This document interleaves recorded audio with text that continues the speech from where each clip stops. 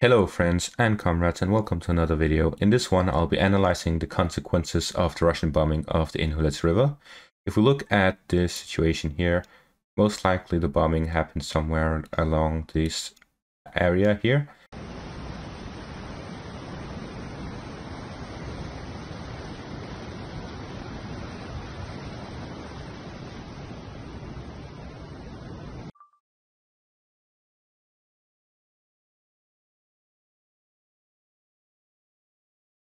And they broke this dam and it allowed them to flush the water down to the river from the reservoir. And as a consequence of that, there is going to be damage on these bridges. They are going to be drawn away, which will limit the passage through this area. But also it may damage some of the houses near the river as it will overflood in some areas. Other than that, the most important part is the lack of drinking water for the Ukrainians. They'll have to get some shipped from other areas with trucks or trains and so on, so that the Ukrainians can buy bottled water. Other than that, the flooding is going to continue all the way down to the Kherson front line, and as we can see, it goes into the Dnieper River. However, what we will see is most likely that this whole area is going to be disabled from crossing, as well as in the north, across here. Okay, so the first point is this river part here that cuts Russian Kherson in two, is that there were 3 bridges and all 3 are unusable anyways. Also, the only reason the Russians would pass through to the either side will be if one side is getting overrun and they need to either pull back or support the other side. However, what I see is that they have most likely prepared for the scenario that they are going to blow up the bridge. It's not like they will blow it up without telling anyone to prepare for it.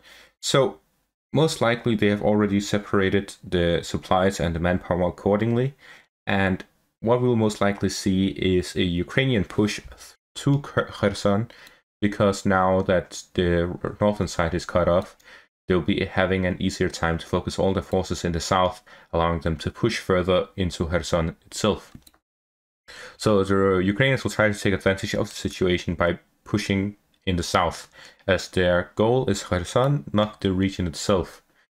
If they take the city, then taking the north will be much easier. And if they take the north, then the south will still be as tough as it was before.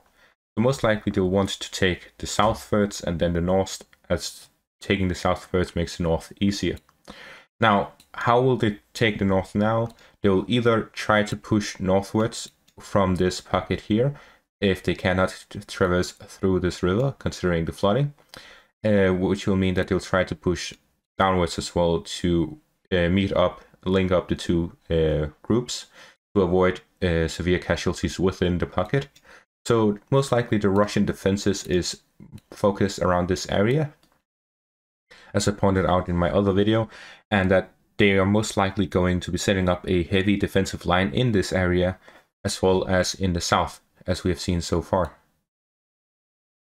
So this is to prevent the two groups from meeting. So whoever, if the Ukrainians manage to link up, then they'll have an advantage in the sense that they just need to push on one front now, and the Russians will have to link up their forces by creating a defensive line in the south. While if the Ukrainians don't manage to link up, then this whole pocket is going to either have to surrender or die fighting. So generally speaking, this is both a good and bad situation for the Ukrainians. Now they have the open fields to just rush down to Kherson. And it's also bad for them in the sense that they have a pocket. So it is a win-lose situation for both sides. The situation really depends on how each side tries to take advantage of the situation. If the Ukrainians manage to make the best of it, then this is a horrible situation for the Russians. And if the Russians manage to make the best of it, then it's a horrible situation for the Ukrainians. So this just changed the terrain and the way they are fighting this war. However,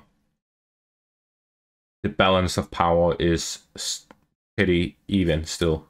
It gives a slight advantage to the Russians at the start, However, we will see how they make use of it. Thank you all for watching and have a great day.